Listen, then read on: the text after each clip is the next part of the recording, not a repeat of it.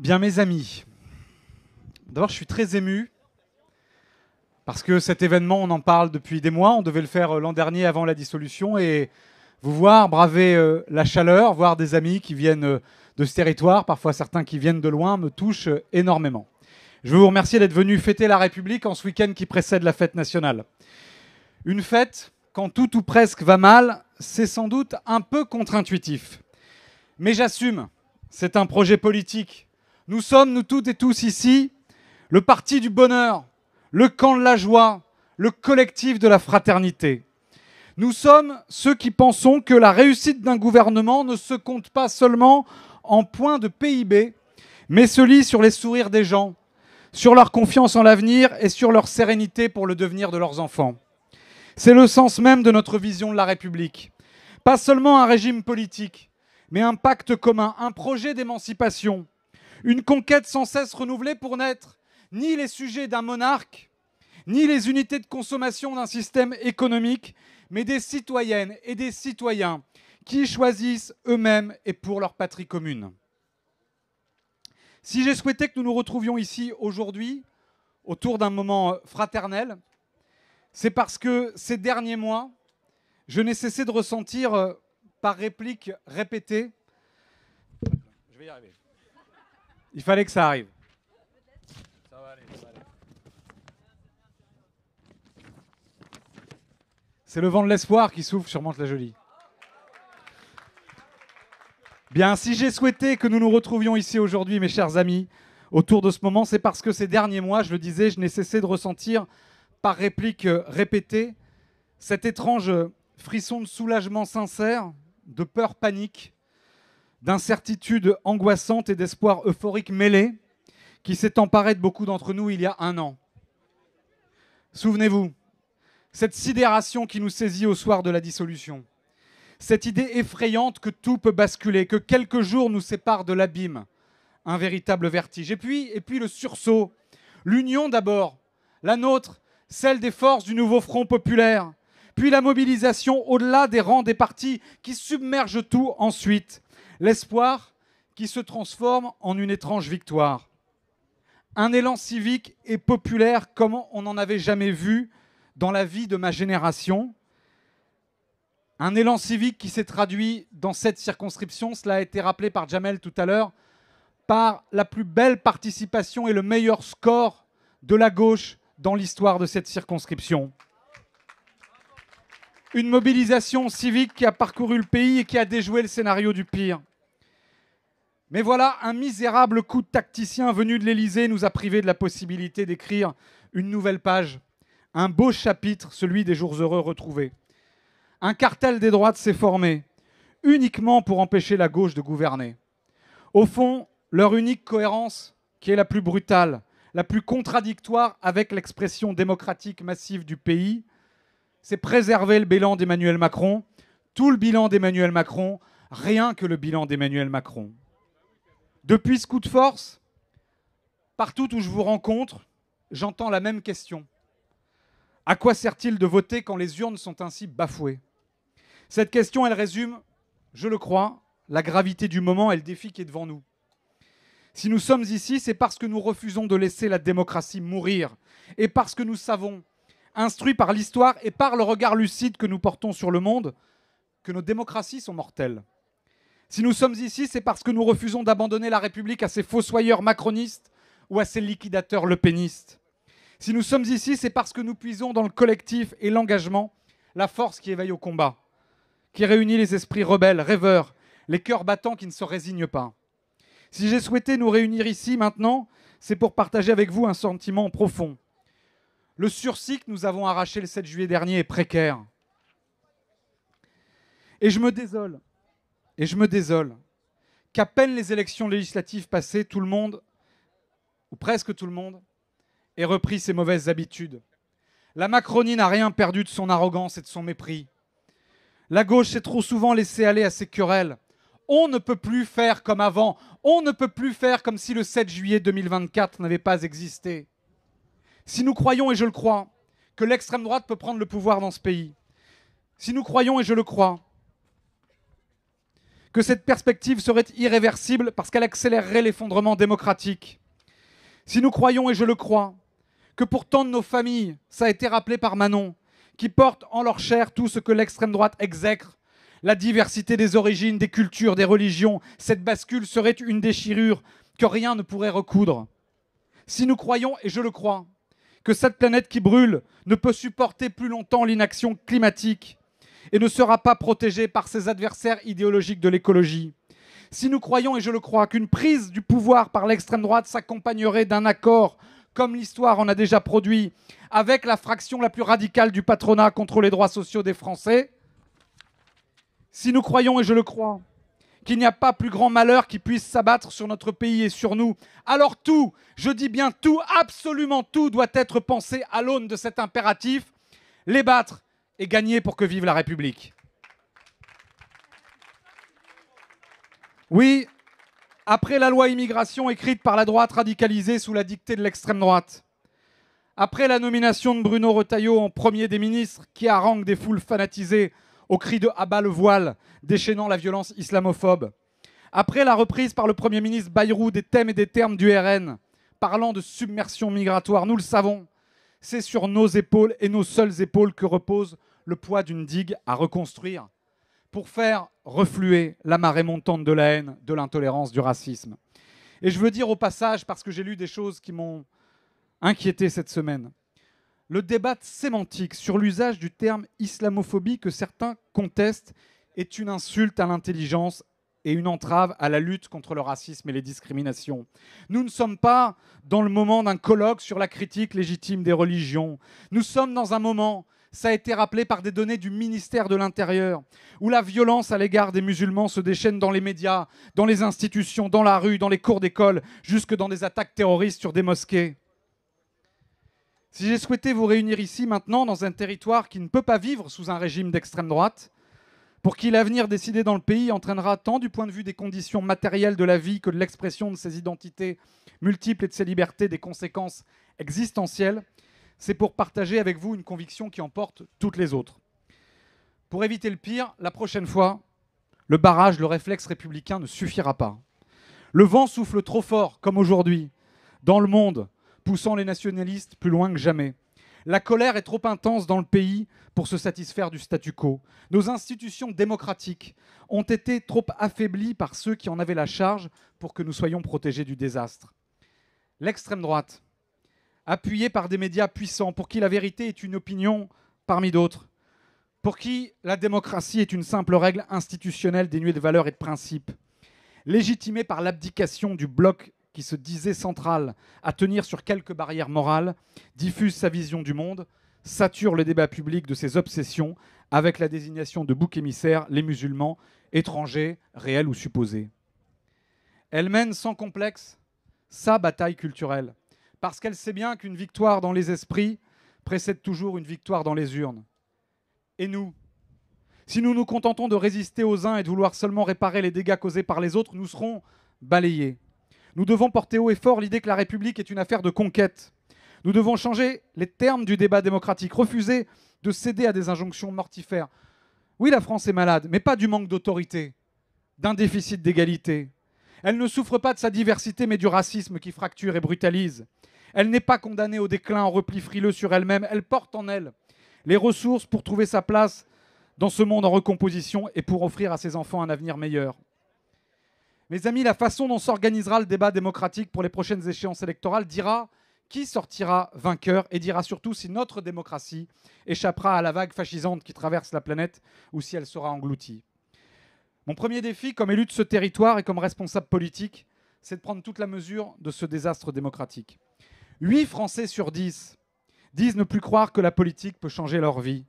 C'est l'aboutissement logique de décennies entières où les droites, et parfois une partie de la gauche, ont expliqué qu'on ne pouvait plus rien faire d'autre que discuter des reculs. Au nom des déficits, au nom des désordres du monde, au nom d'une vision étriquée, rabougrie, sinistre de la République. Non, le temps des reculs n'est pas gravé dans le marbre. Nous allons commémorer l'année prochaine les 90 ans du Front populaire, les congés payés de 36, la longue marche de la réduction du temps de travail. Ces conquêtes ont accompagné la vie de nos grands-parents. Leur génération avait alors la certitude que leurs enfants vivraient mieux qu'eux-mêmes. Et nous sommes, nous, la première génération de l'histoire qui a la certitude qu'elle vivra moins bien que celle de ses parents. Comment bâtir un avenir sur un tel sentiment? Et ceux qui nous gouvernent nous expliquent que le seul débat possible, c'est de savoir où l'on coupe, de combien on coupe, à quelle vitesse on coupe, quels services publics sacrifier, quelles associations condamner à mort, quelles collectivités privées de leurs moyens d'agir, cher Jamel, quelle protection sociale rogner, quelles actions pour protéger le réchauffement climatique, limiter ou affaiblir. Avec un tel débat, ce n'est pas seulement l'austérité qu'ils imposent, ce n'est pas seulement le quotidien des gens qu'ils brutalisent, ce n'est pas seulement la sécurité nationale face au réchauffement climatique qu'ils fragilisent, c'est la politique et la démocratie qu'ils dévitalisent. Je veux prendre devant vous l'engagement solennel suivant. Je censurerai tout gouvernement qui enfermera le débat dans une simple question de curseur et de dosage sur les reculs. Ils veulent baisser la dépense publique, donc les protections des Français. Nous voulons, nous, augmenter les recettes, Manon l'a rappelé, Cyrielle l'a rappelé, pour la justice, pour la dignité. C'est plus qu'un débat comptable et budgétaire. C'est un choix de société, un choix de civilisation. La première conquête qui doit nous mobiliser, c'est celle de la société du partage. Pour que l'égalité républicaine s'impose, il faut savoir partager. Pour partager, il faut une boussole morale et assumer que l'ultra-richesse est incompatible avec l'intérêt général. Les riches d'antan seraient des miséreux à côté des ultra-riches d'aujourd'hui. La richesse d'aujourd'hui n'est pas la réussite fantasmée d'hier de quelques capitaines d'industrie, ni même d'héritiers de familles anciennes et installées. Non, l'ultra-richesse d'aujourd'hui est un séparatisme. Ils refusent que leurs enfants fréquentent les écoles publiques, que les mêmes écoles publiques que les enfants des classes moyennes et populaires. Ils refusent d'être soignés dans l'hôpital public. Ils refusent de vivre avec les mêmes règles que les autres, de payer les mêmes impôts dans les mêmes quartiers et avec les mêmes logements. Une infime minorité de privilégiés accumule les richesses et s'accapare les ressources. C'est immoral. Immoral de distribuer 211 milliards d'euros d'argent public sans contrepartie aux grandes entreprises et aux actionnaires, quand on traque un allocataire du RSA jusque dans sa salle de bain pour vérifier qu'il n'est pas en couple. Immoral de laisser ArcelorMittal prendre son chèque et licencier quand on réduit la durée et les montants de l'assurance chômage. Immoral qu'en quelques millièmes de seconde, un milliardaire en quête de sensations fortes et se croyant au parc Astérix consomme l'équivalent d'une vie entière de n'importe quel individu en carbone pour s'amuser dans l'espace. Immoral que l'argent puisse corrompre la démocratie, par les lobbies, par la concentration des médias, par l'organisation de réseaux d'influence et de pression. Je veux le dire sans détour, Bolloré est aujourd'hui l'ennemi public numéro 1 de la démocratie. Estérin, son jumeau maléfique, je le dis ici à Mantes, on est à vouloir faire gagner les idées de Zemmour et Bardella. Allons-nous laisser faire? Non. Mes chers amis, je veux avec vous tracer le chemin d'un autre agenda démocratique, pour un temps de conquête, pour qu'au bout du bulletin de vote, il y ait du concret, il y ait du changement, il y ait du bouleversement positif et enthousiasmant, il y ait le pouvoir de reprendre en main nos destins individuels et notre destin collectif. Les chantiers ne manquent pas. Retrouver une parole forte dans le monde sans les relents colonialistes qu'on entend. Une parole pour la paix. Je pense aux Ukrainiens, je pense aux Gazaouis. Et je suis fier, je remercie la Seine et la ZIP d'avoir tout à l'heure organisé le moment de solidarité face au génocide à Gaza. Je les remercie de tenir bon dans ce territoire. Les chantiers ne manqueront pas pour le temps libéré. Une nouvelle étape dans la réduction du temps de travail pour travailler moins, travailler mieux, travailler tous. Pour le droit aux vacances, cela a été dit, pour que ce droit au bonheur simple de respirer, de s'évader, de s'émerveiller soit accessible à tous les enfants de ce pays. Et il y a ici, dans cette assistance, des militantes et des militants associatifs, syndicaux, politiques, qui chaque été font ce que l'État devrait faire, font ce que la puissance publique devrait faire, permettre ce droit élémentaire qui dit que les vacances ne sont pas un luxe, pas un privilège, mais un droit, pouvoir respirer, se baigner, grandir et s'émerveiller. Avoir des conquêtes pour un temps adapté au climat, quand travailler par certaines chaleurs devient insupportable, un temps égalitaire entre les femmes et les hommes. Alors je le dis, oui, cela se traduira par des choix budgétaires. Je préfère 1 euro pour le départ en vacances des enfants qu'1 euro pour les actionnaires de Mittal. Le grand chantier de l'intelligence artificielle qu'on doit mettre sous contrôle démocratique et qu'il faut intégrer au financement de la protection sociale pour ne plus la faire reposer sur les seuls travailleurs. Inscrire dans la Constitution l'interdiction d'empoisonner les gens avec ces pesticides dangereux. Et nous avons eu tout à l'heure un échange sidérant avec Carl Olive sur la loi du plomb. Interdire l'usage des produits phytosanitaires à proximité de nos écoles et de nos crèches pour préserver nos enfants. La règle verte plutôt que l'obsession des déficits. De nouvelles conquêtes pour la démocratie économique. En 6 mois de commission d'enquête sur la complicité de l'État face au plan de licenciement, j'ai mesuré à quel point, dans chaque entreprise, ceux qui maîtrisent parfaitement les orientations stratégiques qu'il faut prendre, ceux qui savent quoi faire pour éviter de licencier, ceux qui savent quoi faire pour conquérir de nouveaux marchés, ceux qui savent quoi faire pour transformer leur modèle, leur production de manière vertueuse pour l'écologie, pour les droits sociaux, pour l'égalité dans l'entreprise, ce sont les représentants des salariés, ce sont les organisations syndicales. Alors oui, il faut la démocratie partout et la 6e République sera une démocratie économique et sociale. Et nous proposerons dans les jours qui viennent que les salariés soient présents dans les conseils d'administration à moitié, pas simplement pour regarder des PowerPoint, mais pour décider des orientations stratégiques. Le chantier de la révolution pédagogique, pour qu'enfin la réussite éducative soit offerte à toutes et à tous. Le chantier et la conquête de l'éradication de la pauvreté et de la dignité. Regardez les derniers chiffres. Et ils confirment ce que nous ressentons tous autour de nous, dans nos associations, dans les collectes alimentaires, dans nos permanences. La pauvreté explose. Comment se satisfaire d'un pays qui n'a jamais compté autant de millionnaires et qui n'a jamais compté autant de personnes en situation de précarité? Oui, je le dis et je le redis. Moi, je ne crois pas au ruissellement. Ce n'est pas parce que des riches vont s'enrichir que des pauvres vont s'enrichir. C'est parce que des riches s'enrichissent que des pauvres s'appauvrissent. C'est parce que la richesse est mal partagée, mal répartie, qu'entretient un système d'inégalité et d'injustice violente. De nouvelles conquêtes, et je ne m'y étends pas, j'ai été trop long et un beau concert arrive. Pour les services publics, pour des humains partout, et les guichets, et en plus j'en perds ma feuille. De nouvelles conquêtes, mes chers amis, pour les droits sociaux, pour les libertés associatives. Et je veux le dire pour terminer, ces conquêtes, nous en avons fait la démonstration ici. Elles ne seront possibles que dans l'unité. Elles ne seront possibles que dans le rassemblement. Elles ne seront possibles que dans le respect entre nous, dans notre capacité à faire revenir à nous ces millions de Françaises et de Français qui ont eu la trouille au ventre le soir de la dissolution prononcée par Emmanuel Macron, qui ont envie de se lever, de se dresser et de soutenir un programme de transformation radicale de la société. Un programme qui ne se contente pas de dire on va réparer 10 ans de dégâts macronistes, on va faire un peu mieux, qui ne se contente pas de dire on va vous éviter le lepénisme. Un programme qui dit on peut vivre mieux. On peut conquérir de nouveaux droits pour nos enfants. On peut faire la promesse à la génération qui vient qu'elle vivra mieux que les précédentes. Qu'elle aura elle aussi son droit au bonheur, le droit de rêver et d'espérer, malgré un monde en tension, malgré un monde en guerre, malgré une planète qui se réchauffe, malgré une brutalité qui sature nos écrans de violence et de haine raciste. C'est ça, et c'est à ça que doit servir le nouveau Front populaire. Et je vous le dis pour conclure, moi comme député de cette circonscription, je n'oublierai jamais que si je parle aujourd'hui à cette tribune, que si je parle demain à l'Assemblée nationale en votre nom, c'est parce que nous nous sommes rassemblés.